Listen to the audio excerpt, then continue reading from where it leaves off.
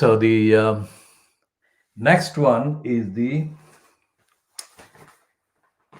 Murdoch Times, and it has got a kind of trailer about the Inside Times section 2, which says male sex top sex obsession. Male top sex obsession. Now that is to do with David Cameron, and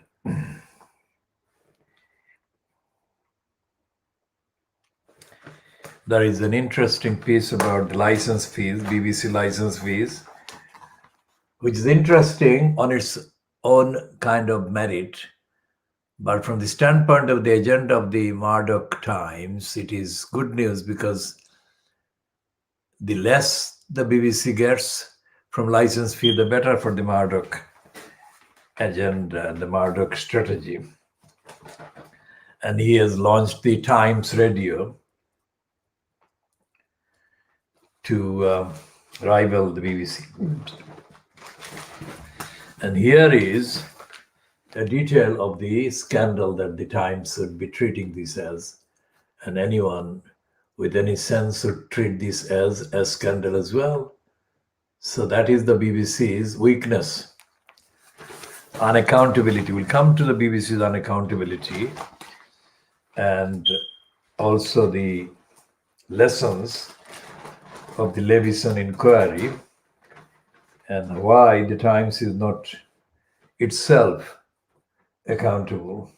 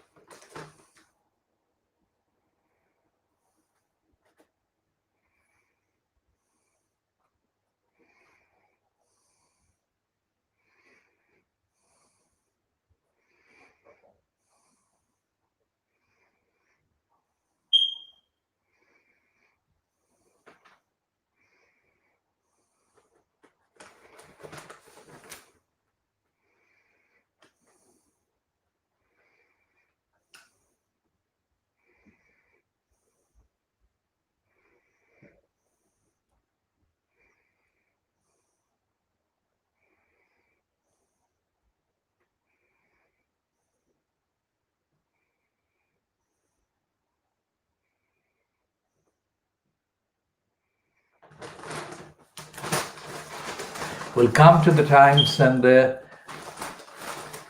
call by William Dalrymple to follow Obama and create a British Museum of Colonialism and look at India.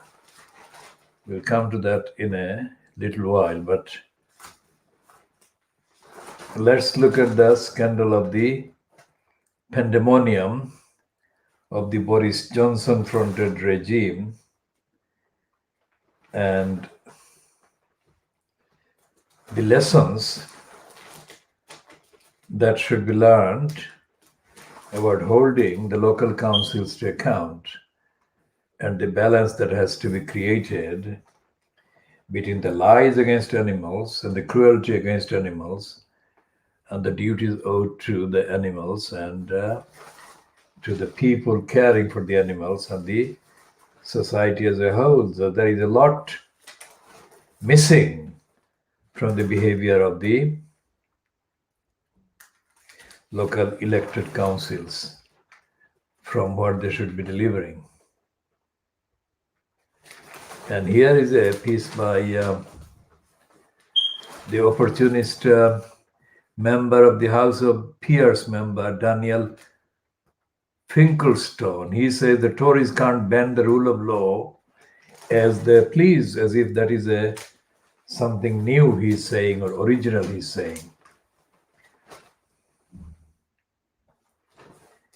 And there is an apology or apologia for Priti Patel by Alice Thompson, a Times columnist, saying that Priti Patel will never make us a nation of snitches or snitchers.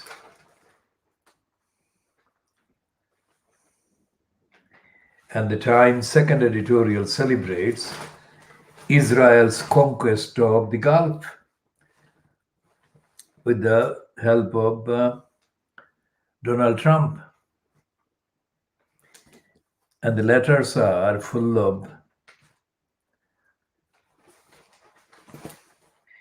European named letter writers. That is important.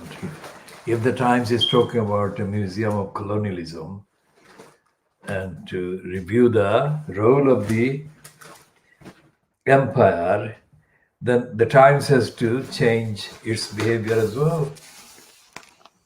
So this is the conquest of the Gulf by Israel as celebrated by the Times in two-page spread featuring Donald Trump.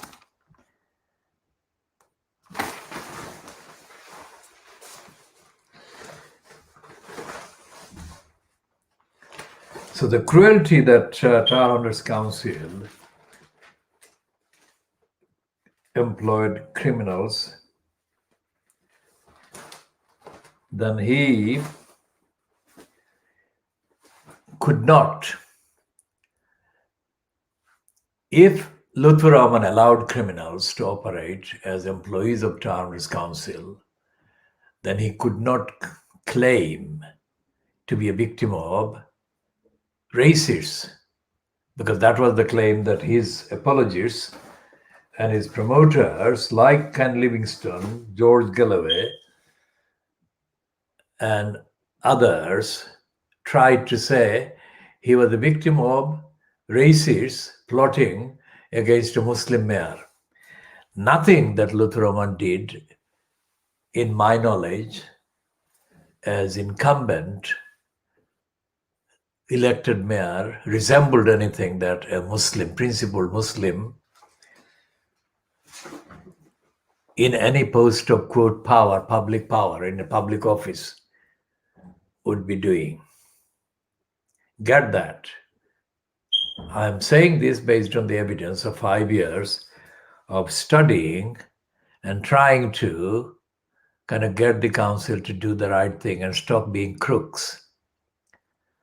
And the same corrupt abuse of the council has continued despite the fact that Lutfur Rahman has been replaced by a white person, John Biggs. So I'm not saying this only about Lutfur Rahman, I'm saying this about Biggs as well. But the impact of what Lutfur Rahman did, the damage that he did, has been most damaging and most kind of severe against the rights of the people that have been affected by these attacks on the Cat's House and the attacks on the accompanying materials and resources that were kept as part of the action defending the community and around the same premises. So Lutfur Rahman abused his position when he gave money to cronies and gave grants to cronies, and he kind of ignored the transparency rules and requirements, accountability rules and requirements, and he did the decisions. So those who apologized for Lutfur Rahman's lying to me during the time, because I was also contacting a number of his apologists and his kind of gang and warning them that Lutfur Rahman was actually doing the wrong things. They told me that all his gang's members told me, even when they separately talked to me or responded to my calls, independent of each other, if you like, physically, not standing together or sitting together or being within one another's earshots. They spoke to me separately and they said the same line. Now that suggests that the line came from Luther Rahman, or that line came from the people who scripted that agenda and narrative. Insofar as my warnings, my advocacy of the rights of the community and the campaigns against the crooks in action in Tar Hamlets Council at that time. So they wanted this to be the line given to me, saying, all of them said words to the effect, and they said it because all of them were Siloti speakers. They said to me that Lutfur Rahman, can you believe this? They did say this. And I knew that they were lying, but I had to kind of memorize the line. And the line was that he, that is Lutfur Rahman,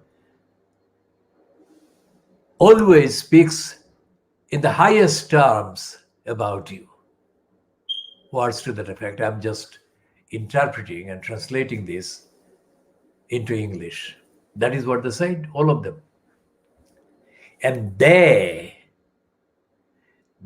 included the two women members of the cabinet, so-called. One is Rabina Khan, and the other is Rania Khan, those two. And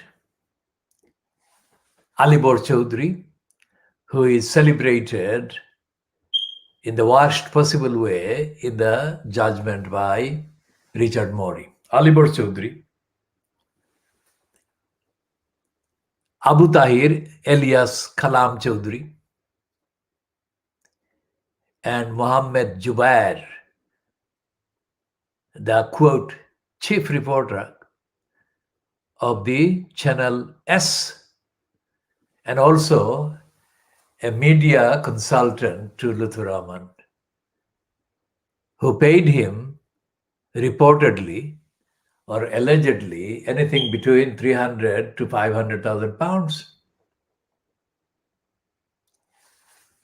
At that time, during the period of Lutfur Rahman's being in post. So all of them said to me, in several dozens of conversations I had, asking them to stop Lutfur Rahman lying to me, and Lutfur Rahman failing to stop the crooks doing the corruption as well.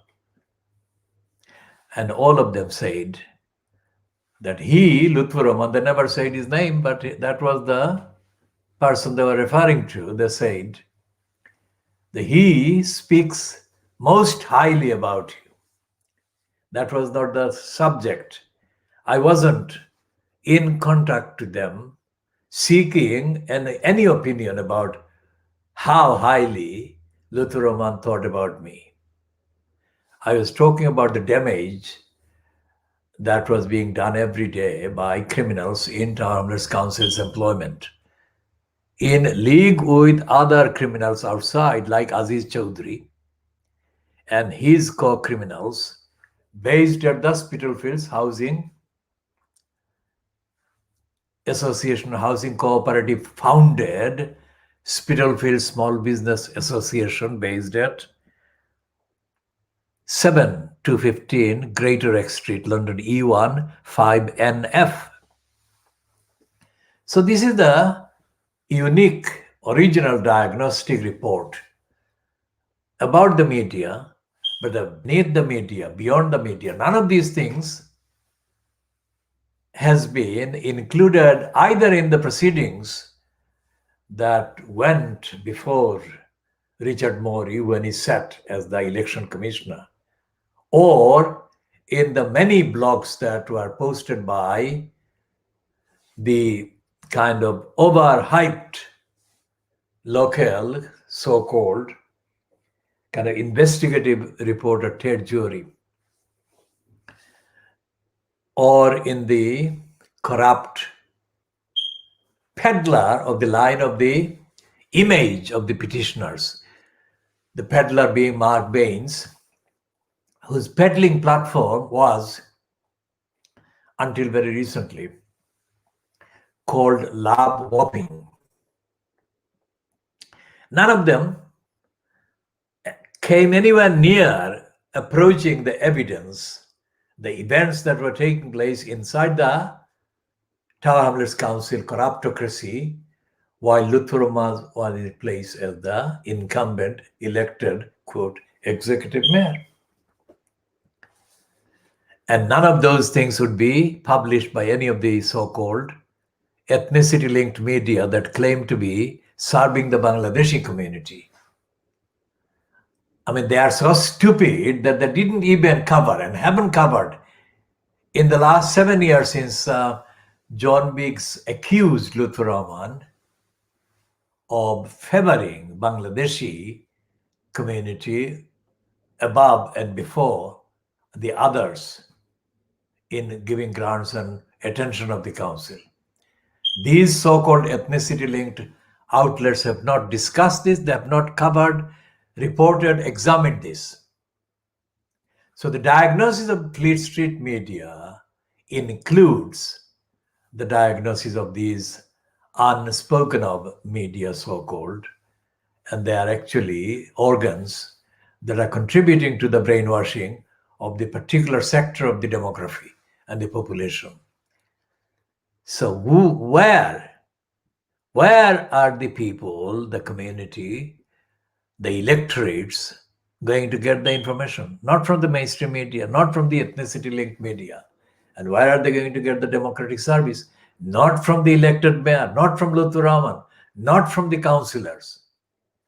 And there is the dilemma that faces the people and the conscious. And that is why it is so important to understand the importance, the significance, the need for interventions like Ed Miliband's intervention on Monday, last Monday, in which he actually offered to give way. Now that is spectacularly rare for a member of parliament who is an opposition MP standing at the dispatch box and offering to give way to the incumbent, quote, prime minister is spectacularly rare. And the rarity of that intensifies from the contextual facts that Boris Johnson, for a full 20 years now, has been overhyped as a highly intelligent, highly scholarly person who has abilities in Latin language. Now, they have used the reference to his alleged ability in the Latin language in order to emphasize, enhance his image as a man of high intellect and abilities and all the rest of it. Against that, if you look at what Ed Miliband was saying, Boris Johnson collapses into nothing. There is no Latin scholarship there, and there is no depth of knowledge on display on the part of Boris Johnson, while Ed Miliband was the one on his feet and demolishing Boris Johnson. Now that is the kind of thing that not only Boris Johnson but others incumbents deserve but not getting.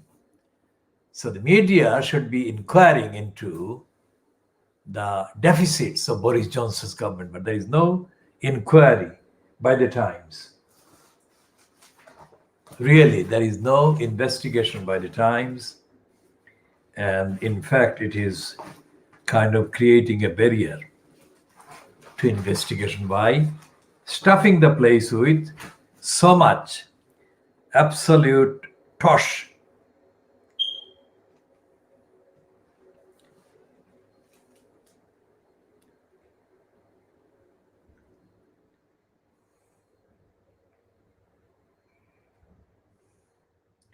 So who is Peter Brooks talking about today? He's talking about the fact that Boris Johnson's regime has allowed shooting of birds by groups of people who are more than six. But he has banned the people, ordinary people, mingling more than six. That's what Peter Brooks is highlighting. And that is absolutely correct. I mean, Peter Brooks's depiction is correct.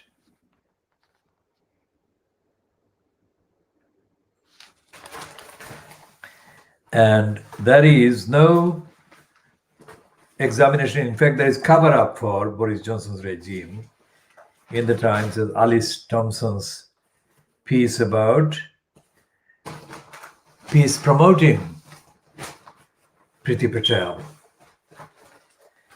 And Priti Patel, as we said, has been the front on the fight against migrants, the front of Boris Johnson's racism. Now, here is the Times piece on page 3 about William Dalrymple, who is saying that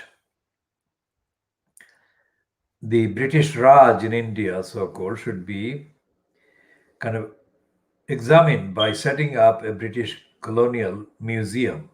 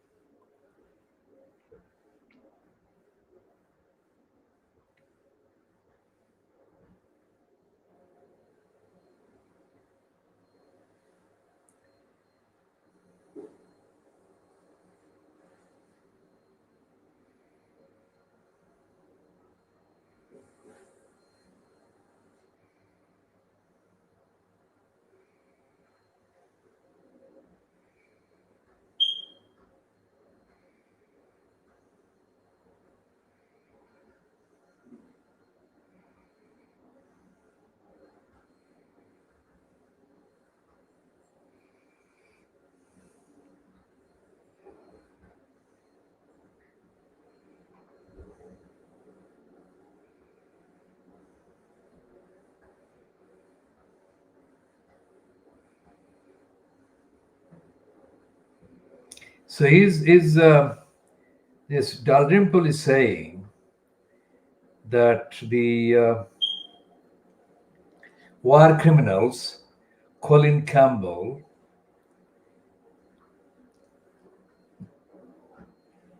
and his co-war criminals, Henry Havelock and Colin Campbell, for example, should be treated as war criminals, because that is how we, the British, would treat other war criminals like Hitler and his likes or his ilk.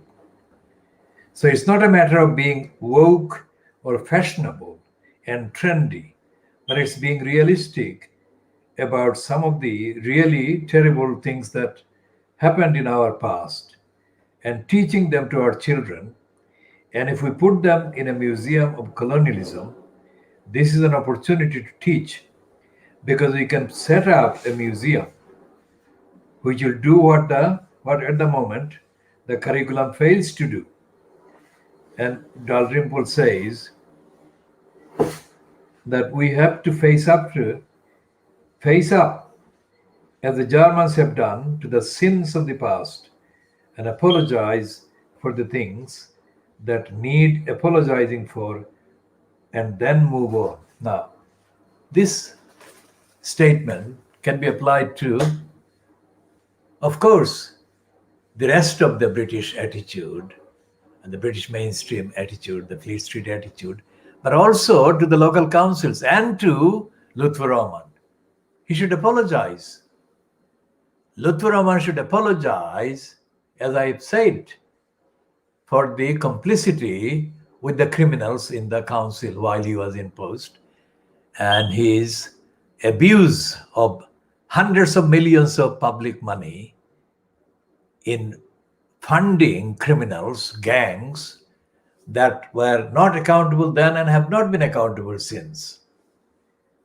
So that's the parallel I would make. Not that Luther was doing that quote as a racist in that sense, but he was doing that as a corrupt holder of the post.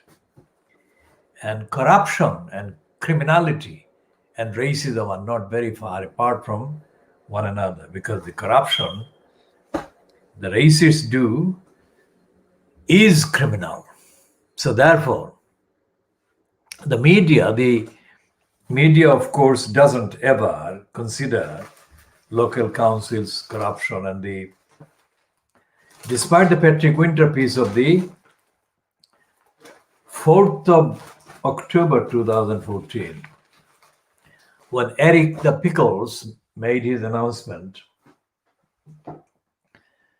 of the appointment of commissioners or inspectors or agents to supervise Tower Hamlets Council, they wrongly ran it as a taking over the council. Despite the hype, Eric Pickles didn't take over Tower Hamlets Council. Despite the hype, the commissioners that Eric Pickles appointed did nothing to stop the corruption of in the Tower Hamlets Council. Why? Because I was on their case all the while they were there. That's what I do. That is my multidisciplinary kind of campaign network. So I was in contact with the commissioners, Pickles commissioners, directly and by email. And the evidence is absolutely one-sided. These Pickles commissioners were another set of liars. There was Luther Roman, who was the chronist, liar, fraudster, crook, and the commissioners sent to rectify him were another set of liars and crooks. And this set of liars and crooks was besotted, I say the word advisedly, besotted with a woman called Rachel Saunders. Rachel Saunders was the name they were pronouncing at the meetings, more than they were pronouncing anybody else's name. So that can only explain or be expressed by the word besotted. What else was there? Because Rachel Saunders was later condemned by the Ofsted Inspectorate as being unfit for the post of being the cabinet member in Biggs's outfit, in charge of looking after the children's welfare, that is safeguarding the children. That came after the commissioners had finished their kind of job or almost about to be finished. So that was a report published at the beginning of 2017. And in that report, they said that Rachel Saunders didn't even attend meetings. And yet, the Pickles commissioners, years before that, they had the meetings in the council, their commissioners' meetings, attended by Rachel Saunders and the conservative Peter Golds. And all their proceedings were like hushed up whispers. But the one name that the commissioners kept repeatedly mentioning, as if they were oozing at her, was Rachel Saunders. It is still beyond any evidence why they did that. So the fact is that they did that. And the fact is that they lied to me. They lied to me to my face, and they lied to me by action. And the evidence of my accusing them of lying is contained in the series of emails that I sent, and also to their faces. At their meeting, I called them liars to their face. And this was witnessed by Rachel Saunders, by John Biggs, whoever was present at the time at the meeting, and I called them liars. And the reason I called them liars was factually based, because the commissioners had promised to look at the evidence of the criminality by the Biggs regime ongoing, being continued by the Biggs-fronted regime. And they never kept their word.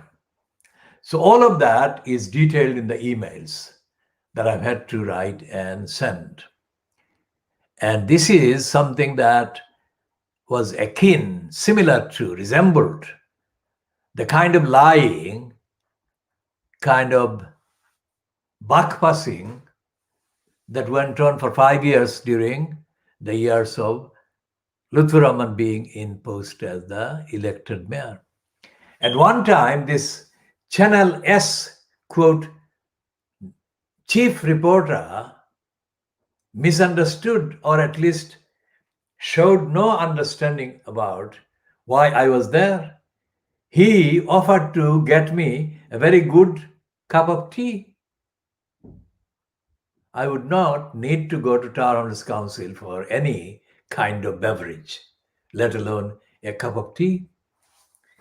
So that is the kind of stupidity that was being displayed, and no way could Peter Golds even be bothered to see what was going on. Peter Golds was obsessed, just like the Eric Pickles commissioners are obsessed with Rachel Saunders. Peter Golds was obsessed with Lutfur Rahman to the extent that he only understood that if he mentioned Lutfur Rahman in any sentence, it would be effective use of his role, Peter Golds' own role, that is, if he mentioned Lutfur Rahman among other things that were all wrong things that were going on. Now that is no way to represent the opposition to corruption. And the behavior of these Pickles commissioners was no way to behave to stop Lutfur Rahman's corruption going on in the council. And yet that is what happened. And the litany of lies that the commissioners perpetrated is not a matter of speculation. The litany of lies is evident in the contents of their so-called published records. It's absolutely empty. There is nothing in there. There is nothing in there that takes any action about any of the wrong things that Lutfur Rahman did or was party to. The Tower Hamlets Council remains as corrupt now as it was during Lutfur Rahman. So no sign of any of that in the local papers, and most certainly no sign of any of that anywhere at any time in the Times. Yet the Times, years later, got involved in running a number of stories accusing Tower Hamlets Council of turning a blonde white child into a foster child, foster home or foster family being Muslims who were trying to change the blonde white Christian child into a Muslim child, which was found later to be absolutely untrue. So the Times was ignoring actual evidence of widespread corruption in Tower Hamlets Council, and it wasn't publishing any of that. And yet it decided to publish an invented story, which was very clearly proven to be unfounded. So that is the kind of idiocy that dominates the decision-making agenda of the likes of the Times. And this is evident today as it was at that occasion and it has been on many occasions in the past. The Times today runs that piece about the Indian Empire and the William Dalrymple, and it says that we have to face up to the Germans have done. We have to face up to what the Germans have done to the sins of the past and apologize for the things that need apologizing for and then move on. Now, the Times is not asking the Armed Council to apologize for the wrongs that they have done, because the Times didn't even report this in the first place to begin with. And so therefore, that is what can be extrapolated and applied to the rest of the media. They are not telling the truth about the government, what goes on in the government departments. They're not telling the readers and the community about local councils, most certainly. And they never told anything remotely resembling the truth of the corruption and criminality that went on in Armed Council during Luther Roman. And they're not telling anything now, since Luther Roman was ousted on 23rd of April 2015 by the order of the election commissioner, Richard Morey. And they have not been running anything about the corruption and criminality of John Biggs, who took the position after the 11th of June 2015 so-called election that was held as a result of the order made by Richard Morey on the 23rd of April 2015. That is to create an elected mayor after the election of Luther Roman of 2014 had been declared null and void. So the media are talking about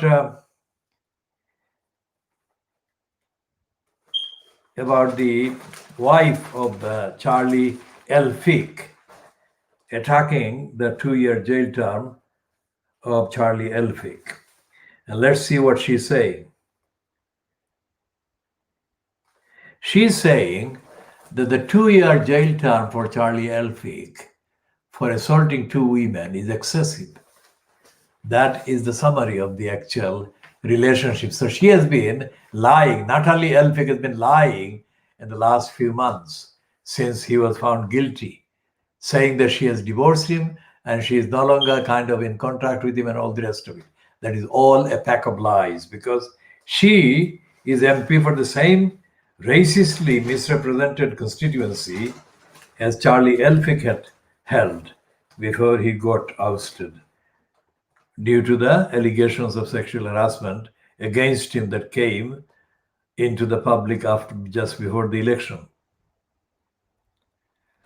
And the Times is admitting that most of these schools are not really open again because children are abstaining or refusing to attend the schools. And that shows the continuing kind of failure by Boris Johnson to deal with the pandemic crisis and the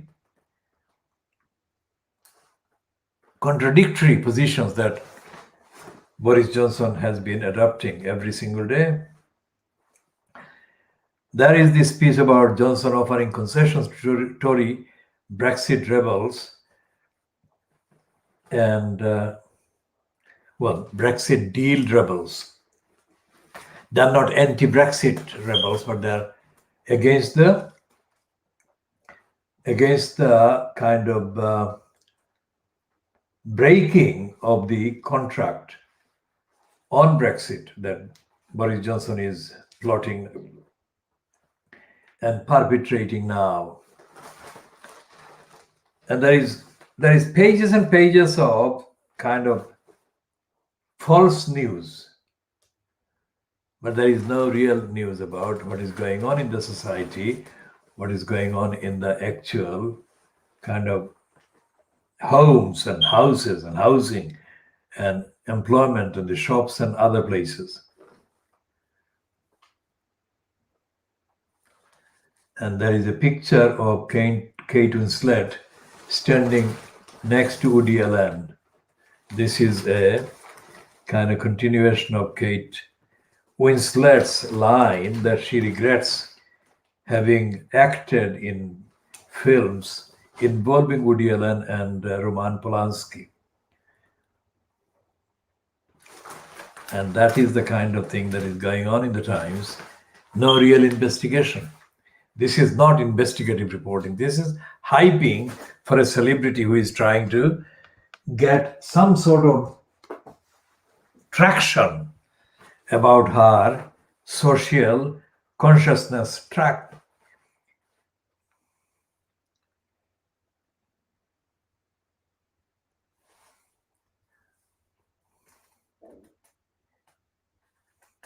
So there is this competition between Cameron's friends, David Cameron's friends, because there is Michael Gove's wife attacking the wife of Hugo Sawyer for her diary, which trashes the former Tory, the Brexiteer. The Boris Johnson is the fraudster and the crook that the papers are calling him. But this is the picture that actually I was referring to. I hadn't seen this one when I was referring to. I hadn't seen this in the Daily Mail, but this is the one I had seen before somewhere else. This is the picture of Boris Johnson looking absolutely desperate and completely like lifeless. One of the frames that I referred to during Ed Miliband kind of denouncing and destroying Boris Johnson on Monday. And this is something that actually somebody else has commented that Boris Johnson looks really ill. Somebody said that Boris Johnson literally looks very ill. And nobody is appearing to help him. So they're saying, they're predicting, in fact, forecasting that Boris Johnson will be forced out of office by his illness. That's what they're forecasting. And my view is, based on the other observations that people have made, that this is probably going to be the event that will kind of expedite Boris Johnson's exit from politics. And there is this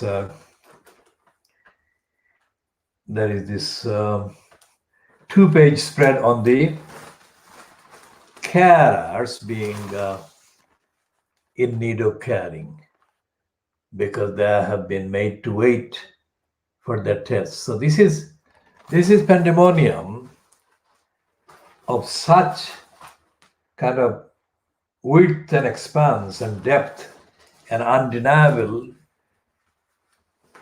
evidential truth that even the Daily Mail, which is totally a Boris Johnson fan club, is forced to publish that kind of story. And this kind of double spread again.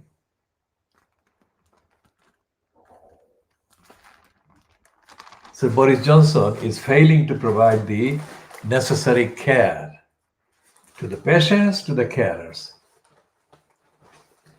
And there is this other one.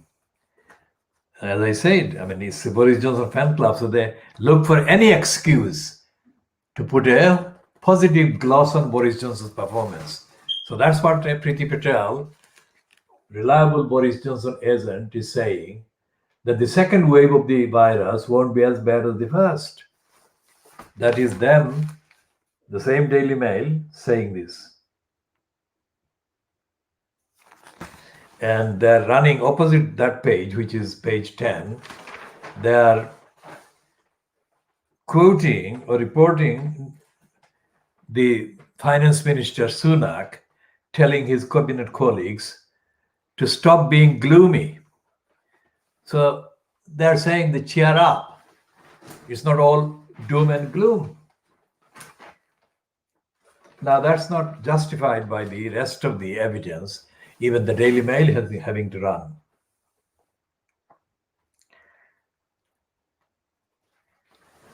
And then there is the two-page thing that is the Daily Mail has got in common with the daily papers, the Murdoch Sun and the Daily Express and the Star, that license payers' money is being looted and stolen. Well, that is the focus on the license fee, which is what I was missing in another paper, The Times, I think. License fee payers are being robbed by the BBC, and that's how the BBC are discrediting the idea of public service broadcasting, that is publicly paid for broadcasting for the public to know the truth and nothing but the truth.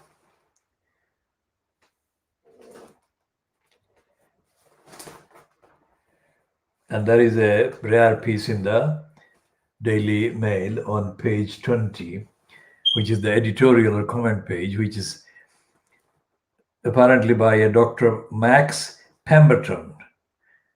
He's saying the devastating verdict on yet another COVID farce. And the Mail is selling him as the Mail's brilliant Dr. Max Pemberton. And the main headline in that piece is Boris boasted of world-beating testing.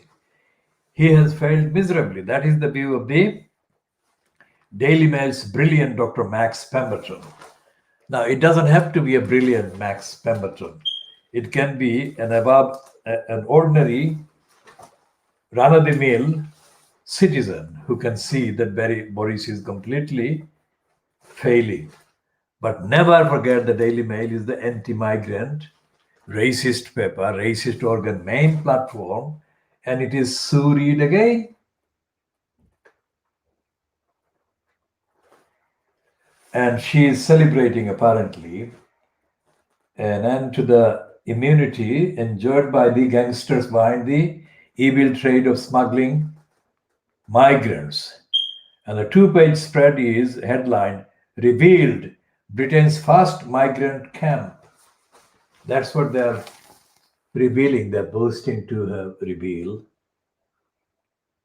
But it's all migrant scare, anti-migrant scare, where Sue Reid is concerned. Even if she appears to be writing something kind of objective and neutral, the underlying tone is hateful hysteria against the idea of migrants. There is no evidence, absolutely no evidence today, no evidence ever, that the thing that they have called migrant has been anything but absolutely beneficial to the economy, to the society, and to the culture of this country. In fact, the country is made up of migrants. And that is the reality, but the peddling will not say that.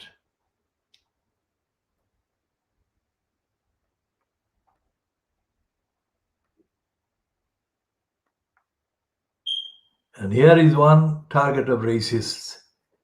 The woman is saying that they should pay me to buy the ticket home.